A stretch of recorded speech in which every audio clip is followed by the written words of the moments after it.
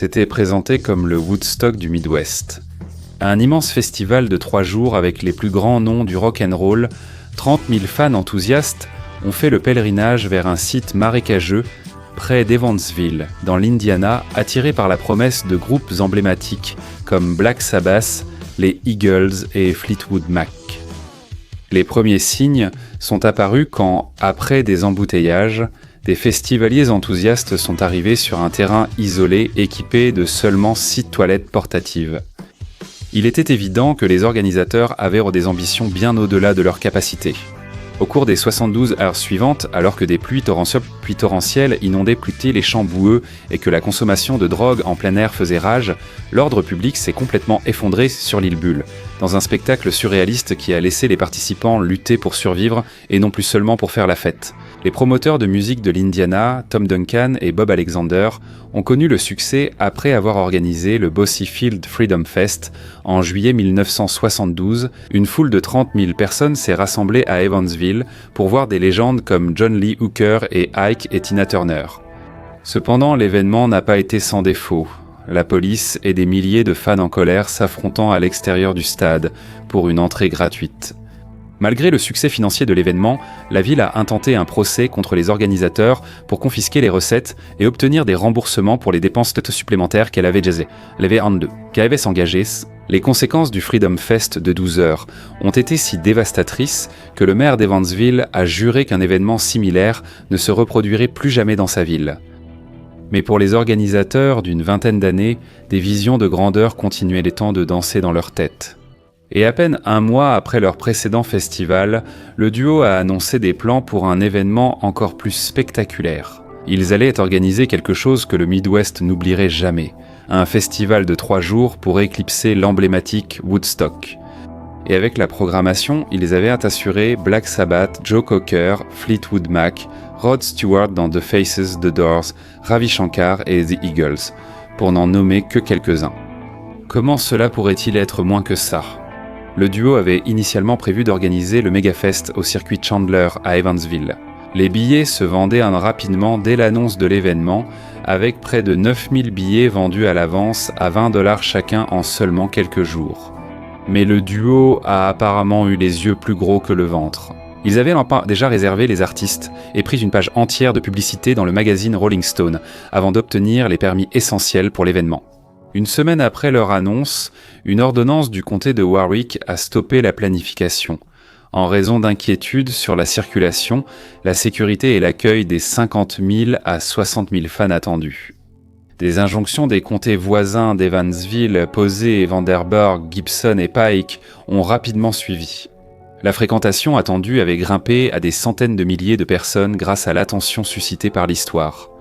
Et avec Duncan et Alexandre déjà à 70 000 dans le rouge, ils étaient désespérés de faire en sorte que le rassemblement musical ait lieu à tout prix. Mais avec la cour de l'Indiana interdisant l'événement, les promoteurs faisaient face à un désastre avec seulement 4 jours pour sauver leurs engagements massifs. Face à la perspective de voir des centaines de milliers de fans affluer sans permis officiel, les organisateurs sont tombés sur ce qu'ils pensaient être l'endroit parfait. Des rumeurs couraient qu'ils envisageaient le Bull Island sur la rivière Wabash et une ordonnance restrictive temporaire fut rapidement émise dans le comté de Posey. Une ordonnance similaire a ensuite été émise dans le comté de White. Bull Island, dans l'Illinois, n'était techniquement pas une île, mais plutôt une péninsule isolée au sein de la rivière Wabash, couvrant 1100 acres. Bien que la terre relevait en grande partie des tribunaux de l'Illinois, l'accès n'était possible que depuis l'Indiana. La police ne pouvait pas faire appliquer l'ordonnance sans quitter sa juridiction. En retour, cela a offert au duo une faille juridique pour organiser l'événement. À l'approche du week-end de la fête du travail, Duncan et Alexandre, de plus en plus désespérés d'organiser le festival, ont lancé un appel télévisé aux autorités pour qu'elles revoient leur position. Reconnaissant l'afflux de foule dans le sud de l'Indiana, les responsables ont anticipé un chaos potentiel, si le festival était refusé. À la dernière minute, le jeudi soir, l'événement a finalement reçu l'autorisation de se dérouler sur l'île Bull. À partir de ce moment, l'Erie Canal Soda Pop Festival a reçu le surnom inoubliable de Festival de l'île Bull. L'accord garantissait la mise à disposition de provisions essentielles, 500 toilettes portables, 40 puits d'eau, des installations médicales complètes, un service de restauration, des services de ramassage des ordures et 2 hélicoptères. Ils ont aussi engagé des experts en karaté de Chicago et Los Angeles pour la sécurité, mais leurs problèmes juridiques persistaient. Ce même jour, une action collective de 50 000 $ accusait les promoteurs de déclarations trompeuses. Vendredi matin, à seulement un jour de l'ouverture des portes, Duncan et Alexandre ont pris des mesures proactives. Ils ont vite versé une caution de 21 000 $ dans le comté de White et promis une assurance responsabilité civile de 5 millions de $. Cependant, d'autres obstacles et coûts y sont rapidement apparus. La loi de l'Illinois exigeait que les permis pour les rassemblements de plus de 5 000 personnes soient achetés 60 jours à l'avance. La violation de cette loi imposait une amende de 5 000 $ par jour, soit 15 000 $ pour les 3 jours du festival, pendant que les organisateurs payaient les permis. La nouvelle du site de Bull Island s'est répandue comme une traînée de poudre après la vente de plus de 20 000 billets en pré-vente. Les promoteurs s'attendaient initialement à environ 55 000 personnes, mais il était évident que davantage de gens se rendèrent au festival. 2 seules routes menant à Bull Island ont provoqué un embouteillage de 32 km depuis le site, en fin d'après-midi vendredi. Les routes étaient si embouteillées que des milliers de personnes ont laissé leur voiture et parcouru des kilomètres à pied à travers la campagne pour rejoindre leur destination. Mais ce n'était que le début des scènes cauchemardesques qui allaient bientôt se dérouler sur le site. Bien que le site puisse accueillir environ 55 000 fêtards, ce nombre devait dépasser plus de 5 fois cette capacité. Et comme les experts en karaté attendus étaient introuvables, la lourde tâche de contrôler la foule a été laissée à seulement 3 adjoints du shérif du comté de White, dans l'Illinois.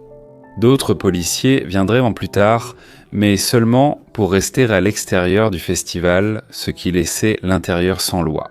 Le festival devait commencer dans moins de 12 heures et les ouvriers étaient engagés dans une course contre la montre pour préparer ce lieu isolé à l'arrivée de la foule. Cependant, l'infrastructure et l'organisation faisaient cruellement défaut. Vendredi soir, environ 50 000 personnes étaient déjà arrivées.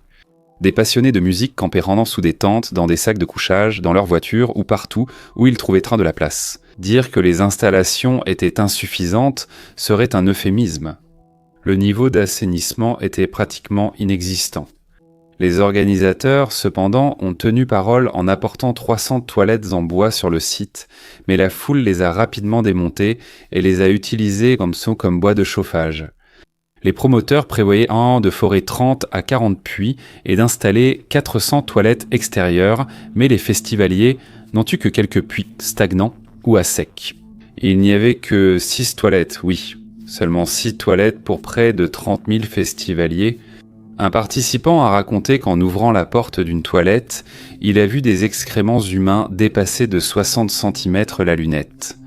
Très vite, les fêtards ont profité du grand air et se sont soulagés sur un terrain rapidement surnommé « champ de crottes ». Et alors que les toilettes étant rares, les douches étaient inexistantes, transformant la rivière Wabash en une immense baignoire et en catastrophe sanitaire, avec des milliers de personnes qui s'y baignèrent pour se laver. Les gens installaient leurs tentes où il y avait de la place, tandis que d'autres montaient en leur commerce. Tout, de l'herbe, de la cocaïne, de l'héroïne, du acide lysergique, diéthylamide, de la mescaline et bien plus encore, était vendu ouvertement et librement, notamment sur une partie du site du festival connu sous le nom d'Alice au pays des merveilles avenues. Il n'y avait ni toilette ni douche, mais un centre de test d'acide était installé sous la tente médicale. Pour réguler l'utilisation sécurisée des drogues, les gens pouvaient acheter leurs pilules puis obtenir une analyse gratuite en quelques minutes. Des annonces au micro avertissèrent les fêtards de ne pas acheter à des vendeurs douteux ou d'éviter l'acide coupé à la strychnine. Quant aux mauvais tripes, il y en avait beaucoup. Selon les rapports, le personnel médical traitait des jeunes victimes de surdose toutes les 5 minutes. Le samedi de septembre, premier jour officiel du festival, la musique a commencé. Cependant, les choses ne se sont pas vraiment passées comme prévu. Les performances ont été retardées de 3 heures, donnant un ton inquiétant pour le reste de l'événement. Le chanteur britannique de blues rock Joe Cocker était l'une des premières têtes d'affiche de la soirée, mais il n'est pas venu. Les organisateurs ont déclaré que l'équipe de gestion de Cocker était arrivée samedi. Après avoir vu l'immense foule dépassant les 20 000 personnes, ils ont exigé 30 000 $ supplémentaires, doublant ainsi le cachet initialement convenu pour le chanteur. Cocker ne serait pas le seul artiste à quitter la programmation. Black Sabbath, avec Ozzy Osbourne, s'est également retrouvé au cœur d'un différend, réclamant apparemment 30 000 $ de plus que les organisateurs n'ont pas pu fournir, donc eux non plus n'ont pas joué.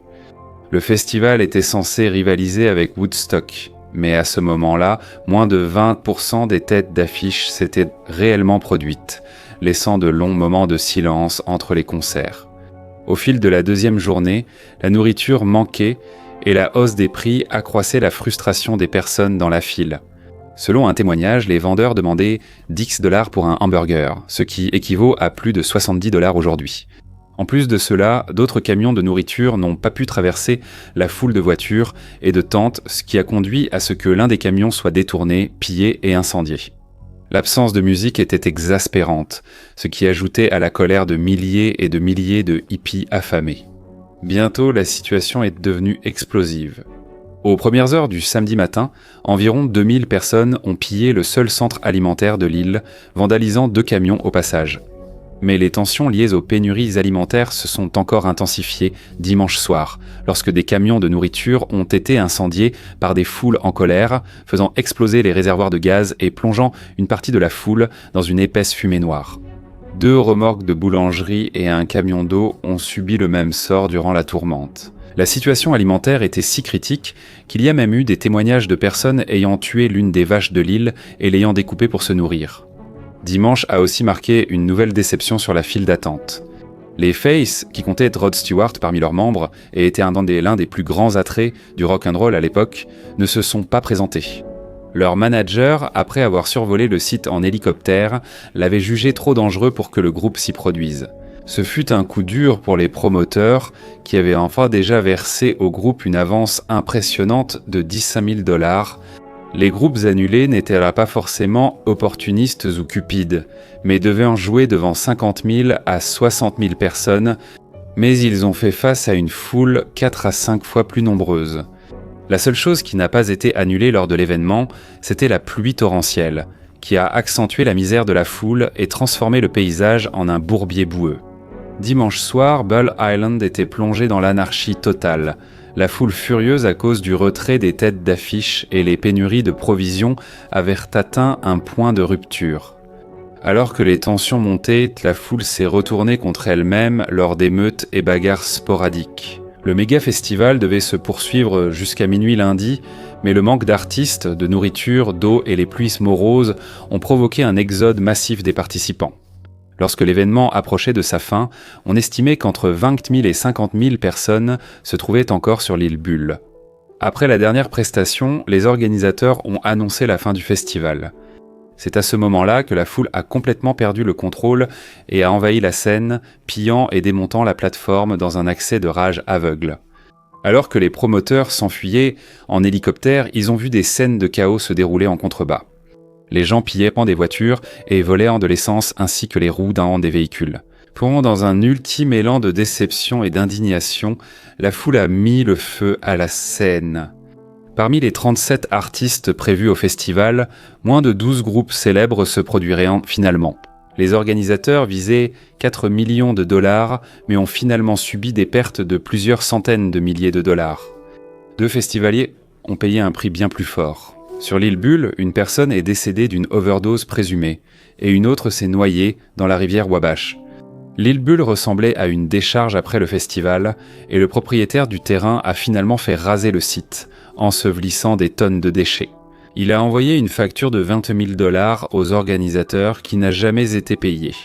L'événement s'est terminé comme il avait commencé, avec une série de procès. Un agriculteur a poursuivi les organisateurs pour obtenir une indemnisation après la perte de bétail due à l'inhalation de marijuana. Une société de location d'instruments a intenté un procès pour des dommages prétendument causés à un piano à queue après que certains fêtards l'ont utilisé comme toilette. Les organisateurs, déjà à court d'argent, ont vu leurs problèmes juridiques empirer quand la société de restauration leur a intenté un procès de 75 000 $. Le comté de Posey et l'Indiana les ont aussi poursuivis pour dommages, les procès durant encore 9 ans, devant les tribunaux. Marqués par leur partenariat chaotique, Duncan et Alexandre, les deux organisateurs, n'ont plus jamais travaillé ensemble. L'un d'eux s'est retiré du milieu l'année suivante, déclarant que les festivals de rock, tout simplement, n'étaient pas moralement acceptables. Le festival Erie Canal Soda Pop voulait marquer l'histoire de la musique, mais il n'est au resté qu'une note de bas de page dans un manuel sur comment rater un festival. Mais contrairement à Woodstock, la seule chose légendaire à propos de Bull Island était sa capacité à devenir un épisode improvisé de Survivor, édition festival de musique. Regardez cet épisode ensuite. Si vous avez trouvé cette vidéo intéressante, merci d'ajouter un like et de laisser un commentaire si vous souhaitez soutenir la chaîne.